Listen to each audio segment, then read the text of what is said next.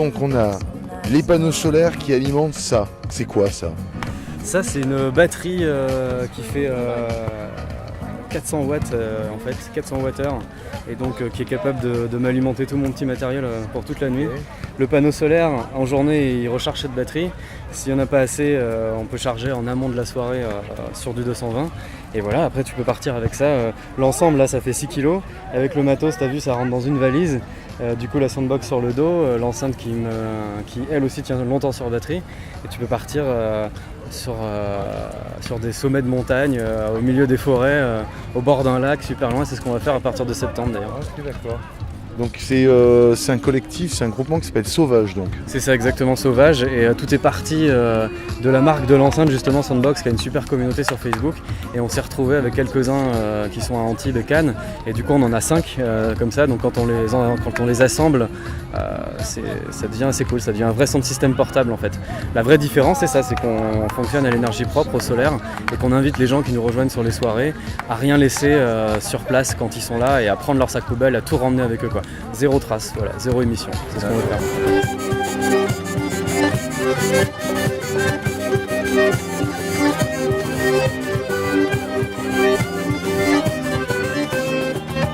Je jouais la guitare d'abord et puis j'ai eu l'occasion d'essayer la vielle à roue et bon ça a été un coup de foudre, c'est ça.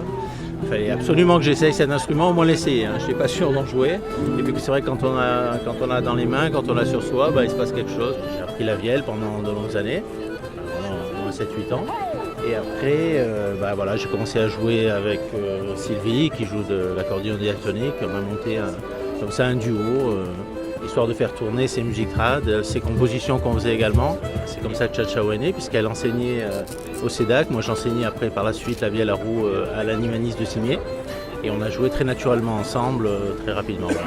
Et depuis maintenant 10 ans, on tourne avec Tcha-Tcha-O. Ça s'est enrichi de percussions, de batterie, de guitare et de basse, pour faire un ensemble un peu cohérent. Tel qu'on présente la musique, c'est vrai qu'on essaye d'allier tradition et modernité, donc c'est pour ça qu'on a également une basse électrique pour donner la pêche quand on joue les morceaux. On essaie de créer une dynamique comme ça sur les airs traditionnels, histoire de les remettre un peu au goût du jour et d'accéder plus à un public plus large, on va dire.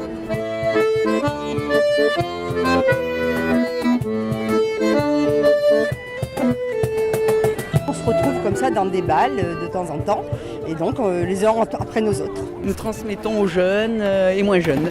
Qu'est-ce qui t'a amené à la musique tradie? Mon père en faisait, et l'instrument portait ça, et je suis tombée en passion, en amour de cet instrument dès l'âge de 17 ans. Lui il faisait de la guitare et il chantait, je faisais de la scène avec lui. Je jouais de la gambarde, de la flûte à bec, et je lui donnais, on faisait des chansons à deux en fait, je lui donnais la réplique. Quand on partage ça avec tous les gens qui adorent danser dessus et qu'on fait vivre ces places, avec les badauds qui peuvent se joindre à nous, car on donne les explications pour les danses qui se dansaient. Alors il y a des danses qui sont assez récentes, mais qui nous viennent quand même au niveau des rythmiques et des chorégraphies de l'ancien temps.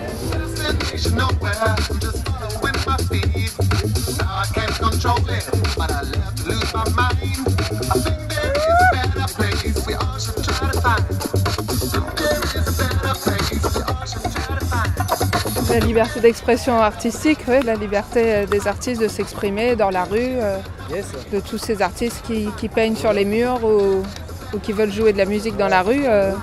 Ça fait partie de la liberté d'expression, ça fait partie de notre constitution. Et voilà, il faut le défendre, et c'est une manière de le défendre. C'est pour ça que toi tu soutiens ce projet aussi? Je soutiens ce projet, oui, aussi. Je soutiens son enfant aussi.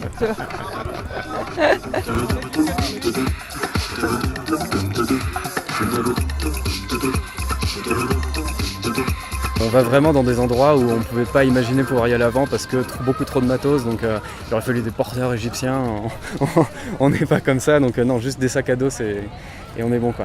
Et effectivement à partir de septembre on va proposer une rando partie, on ira certainement vers le Mercantour ou vers l'Osteron, on verra bien dans le haut pays en tout cas. Voilà. Moi je les connais depuis que je suis tout petit, parce que je suis le fils de Jean-François Bosque, et ça fait 4 ans que je joue avec eux, guitare et basse. Et avant, je les sonorisais. Donc il y a une idée de partage aussi avec ton père, non? Complètement, ouais.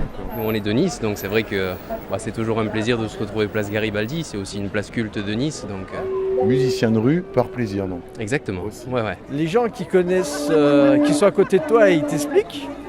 Puis après t'es parti parce que c'est convivial, t'as du contact, t'as de l'échange, t'as des regards, c'est sympathique, c'est agréable et voilà. Si tu es pas au courant, si tu vois pas, il n'y a aucune visibilité sur le public extérieur. Et c'est important ce qu'ils font parce que tu as les gens qui sont là, il y a plein de monde tout autour, ils regardent, ils sont surpris et s'ils osent, ils font pas et ils vont être accueillis avec chaleur, avec le cœur et avec le plaisir de partager quelque chose parce que c'est en public, c'est en extérieur, c'est pas payant, c'est gratuit, c'est libre. C'est grâce à Ciao Ciao que j'ai commencé à danser il y a 4 ans. Parce que je suis arrivée sur la place Garibaldi, je les ai vus, je connaissais pas du tout, j'ai dit mais qu'est-ce qu'ils font ces gens ? J'ai commencé et voilà. Et maintenant, c'est une passion. C'est sympathique parce que c'est de l'échange, du partage, de l'amour. En fait, on est toujours en joie quand on vient ici. Donc tu as du contact avec d'autres personnes ou qui acceptent de recevoir donc, le contact d'une autre personne et t'échanges du regard, du contact, des sourires, du plaisir.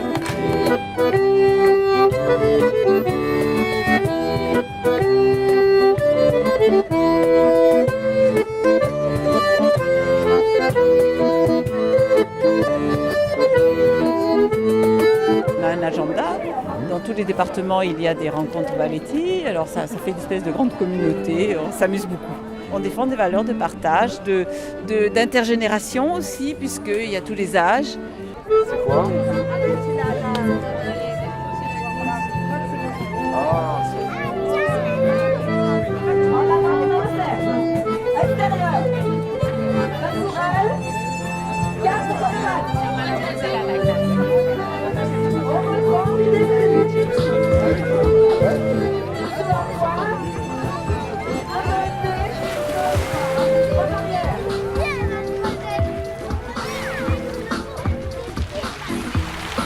C'est pas juste on fait la teuf, quoi. Il y a une vraie charte, il y a une vraie proposition. Exactement, c'est pas juste on fait la teuf, la première chose c'est déjà ça, c'est respecter l'endroit où on est, donc vraiment cleaner derrière soi, et même limite cleaner aux alentours, les déchets qui sont pas forcément les nôtres, pouvoir les rembarquer avec soi. Il y a aussi le côté respect des participants, respect du vivant, bien sûr ça vient avec la nature, etc. Mais respect des participants, là l'idée c'est vraiment on est tous ensemble, on est des amis, on se respecte, quoi. Il y a aussi le respect de la culture, on laisse le DJ faire, on ne va pas forcément lui demander un morceau tout pourri ou autre, on le laisse s'exprimer vraiment. Derrière cette charte, il y a vraiment cette idée que les clubs c'est pas mal, on aime bien, parce que l'hiver ça nous permet de faire la fête par exemple, mais payer un whisky coca 15 € ou payer une pinte 7 €, des fois c'est embêtant. Là les gens ramènent vraiment ce qu'ils veulent, repartent donc avec aussi leurs déchets, ramènent ce qu'ils veulent et voilà. Il y a un petit clin d'œil aussi à Steve Massonvilla, le pianiste de Nice qui se fait tout le temps emmerder par les flics. Écoute, on va voir ce que ça peut donner ce soir en mettant du son ici, est-ce qu'on se fait virer ou pas, c'est aussi quelque chose de finalement militant et presque politique. On dit la jeunesse est là, la jeunesse fait des choses. On aime cette spontanéité aussi, tu vois. Nous on dit que quand il y a 20-30 personnes, tu peux faire des choses beaucoup plus spontanées, beaucoup plus libres. Et voilà, d'où le choix de cette plage pour le dire à tout le monde justement, avant qu'on parte dans des endroits planqués, quoi.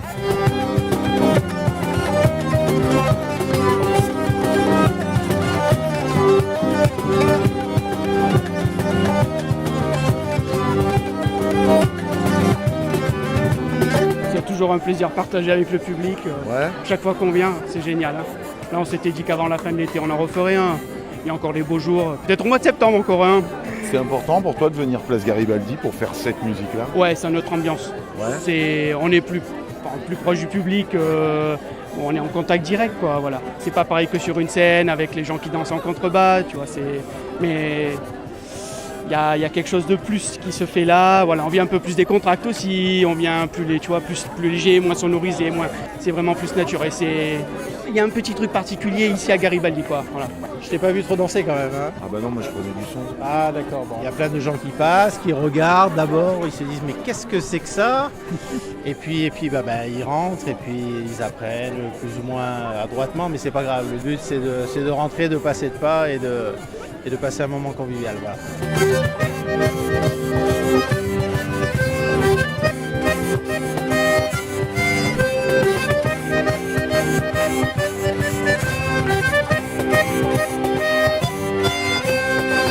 Ça fait fait longtemps que vous faites du balletti, vous?